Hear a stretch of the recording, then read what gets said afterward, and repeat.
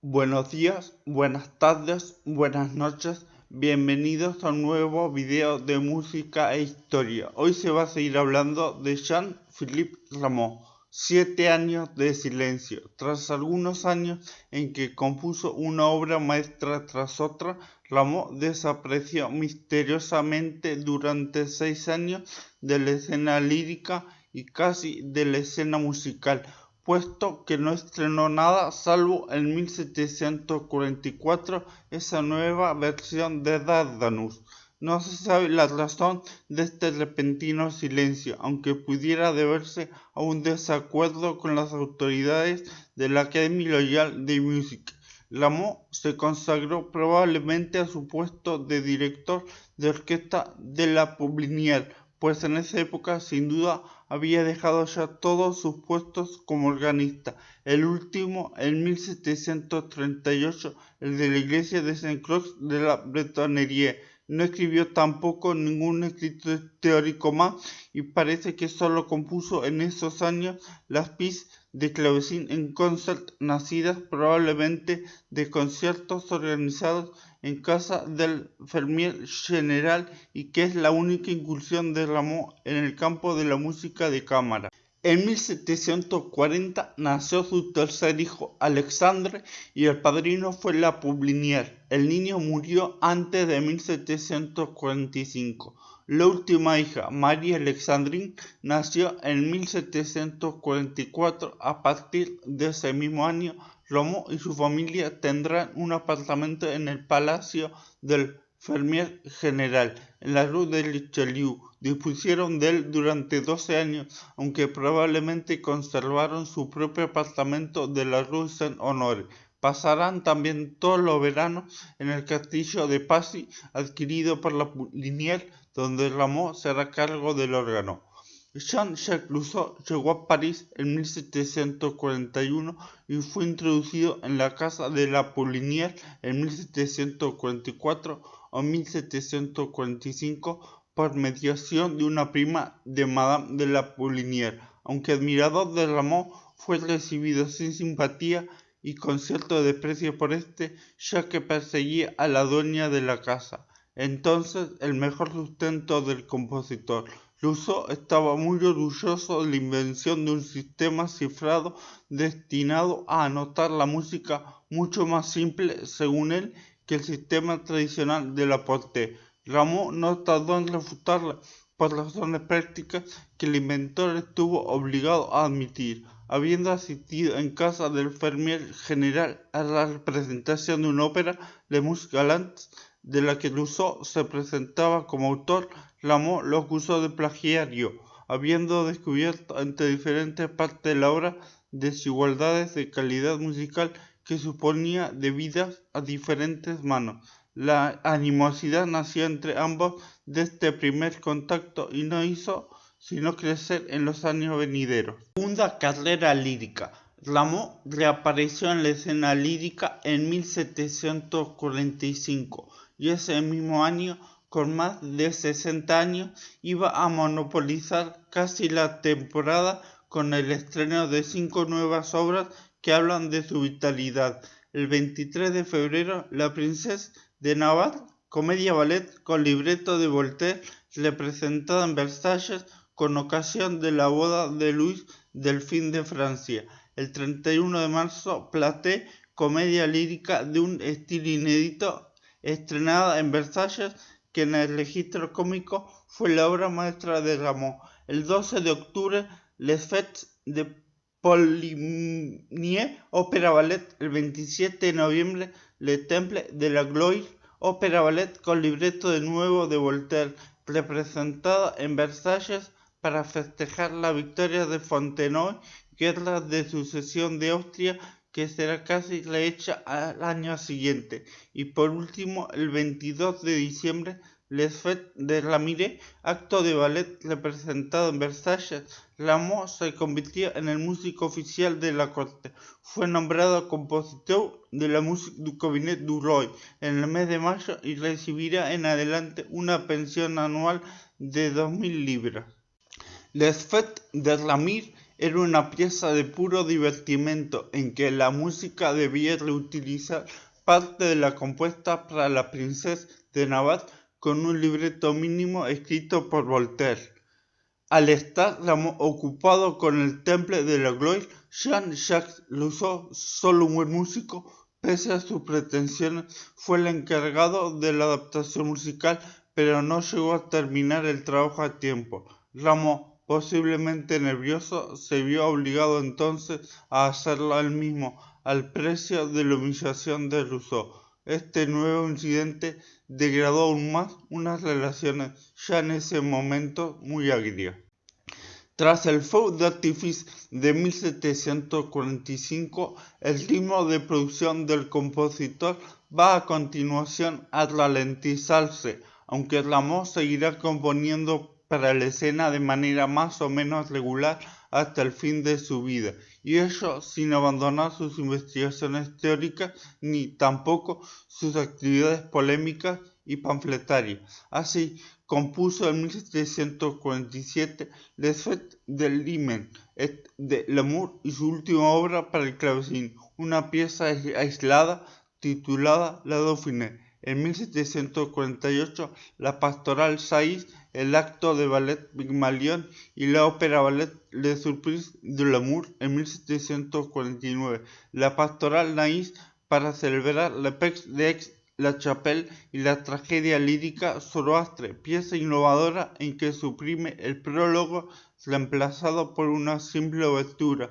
En 1751, por último, compuso el acto de ballet La Guirlande y la pastoral Acanthe et ses fils para celebrar el nacimiento del duque de Borgoña. Fue probablemente durante ese periodo cuando Rameau entró en contacto con Jean d'Alembert, que estaba interesado por el acercamiento científico a la música del compositor y que animó a Rameau a presentar el resultado de sus trabajos a la Academia de Ciencias. En 1750, quizás ayudado por Diderot, publicó su tratado intitulado Demostración du principe de l'harmonie, una obra que se considera generalmente como la mejor de todas sus obras teóricas. D'Alembert hizo la presentación, el elogio de Rameau y redactó en 1752 los Elements de musique théorique et pratique selon les principes de Rameau. Más adelante retocará en su favor algunos de los artículos de la enciclopedia escritos por Rousseau, pero sus caminos divergieron algunos años más tarde cuando el filósofo matemático tomó conciencia de los errores del pensamiento de Rameau concernientes a la relación entre ciencias puras y ciencias experimentales. En ese momento, Rameau buscó la aprobación de sus trabajos por los más grandes matemáticos de la época, lo que le llevó a intercambiar cartas con Jean Bernoulli y Leonard Euler. En 1748, la Poulinier y su esposa se separaron y Rameau perdió en casa de su mecenas a su más fiel aliada. Se acercaba a los 70 años, su actividad seguía siendo prodigiosa y eso dejaba poco lugar a la competencia, lo que exasperaba a más de uno y jugaba ciertamente un papel en los ataques que sufriría durante la famosa querelle de Buffon, pero la edad no le dio más flexibilidad y siguió apegado a sus ideas. Querelle de Buffon. Para comprender la trascendencia de la querelle de Buffon es necesario recordar que hacia 1750 Francia estaba, musicalmente hablando, muy aislada del resto de Europa, que era partidaria desde hacía tiempo de la supremacía de la música italiana. En Alemania, Austria, Inglaterra, los Países Bajos, la península ibérica, la música italiana había barrido o al menos se había asimilado con las tradiciones locales. Solamente Francia podía todavía figurar como un bastión resistente a esta hegemonía. El símbolo de esta resistencia era la tragedia musical de Lully, en ese momento simbolizada por el viejo Rameau, y sin embargo la atracción de la música italiana se dejaba sentir desde hacía mucho tiempo en la práctica de la música instrumental. El antagonismo nacido entre Rameau y Rousseau, una enemistad personal agravada por dos concepciones totalmente opuestas en materia musical, personalizaba también este enfrentamiento que dará lugar a un verdadero desenfreno verbal, epistolar, casi físico entre el Rincón del Rey, con Duró, partidario de la tradición francesa, y el Rincón de la Reina, con de la Reine, partidario de la música italiana. De principios del año 1752, Friedrich Melchior Grimm, periodista y crítico alemán instalado en París, había vapuleado el género francés en su Lettre sur un Fall, publicada tras la reposición de esta tragedia lírica compuesta a principios de siglo por Destouches, proclamando la superioridad de la música dramática italiana.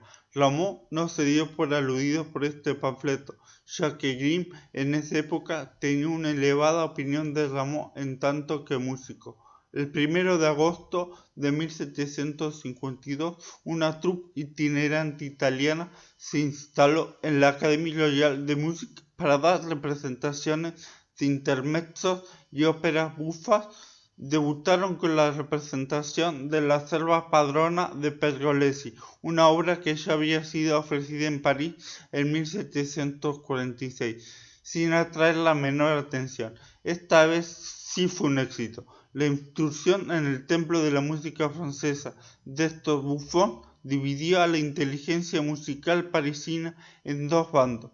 De un lado, los partidarios de la tragedia lírica, representantes real del género francés, y del otro, los simpatizantes de la ópera bufa, truculentos defensores de la música italiana.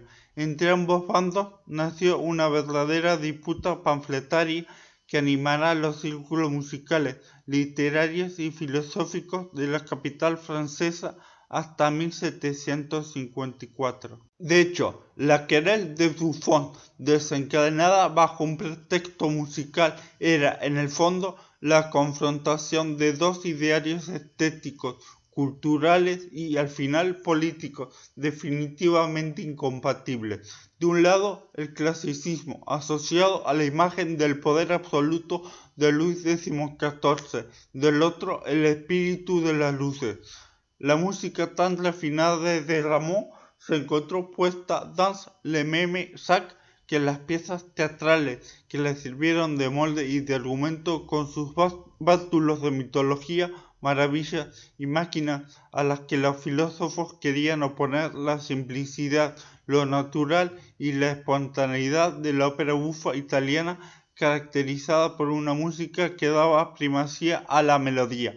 Y precisamente todo lo que había escrito Rameau durante 30 años definía la armonía como el principio, la naturaleza misma de la música.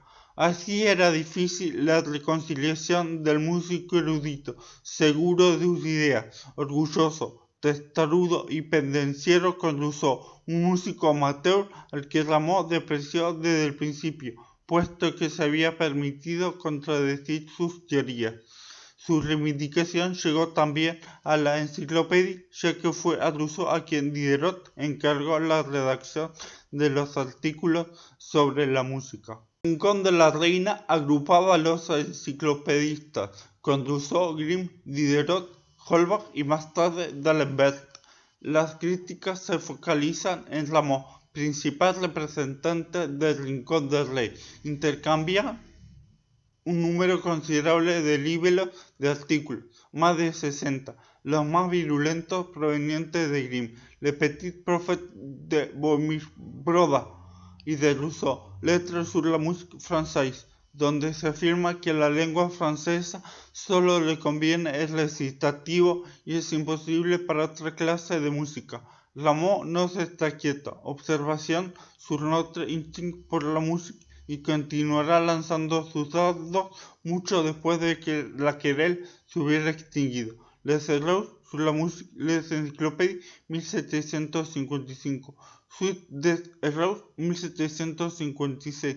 Réponse AMM, les éditeurs de l'Encyclopédie, 1757. Hubo incluso un duelo en 1753 entre Balot de Sebot, libretista Pigmalión 1748 y admirador del compositor y el castrati italiano Gaetano Caffarelli, que resultó herido. La querel acabó por extinguirse, pero la tragedia lírica y las formas aparentadas habían recibido tales golpes que su tiempo había terminado. Únicamente Rameau, que conservará hasta el final de su vida todo su prestigio de compositor oficial de la corte, se permitirá en adelante escribir en ese género, desde ese momento considerado anticuado, y su inspiración no se agotó. En 1753 compuso la pastoral heroica Daphnis et Egle, una nueva tragedia lírica, Linus, la pastoral Lysis et Deli.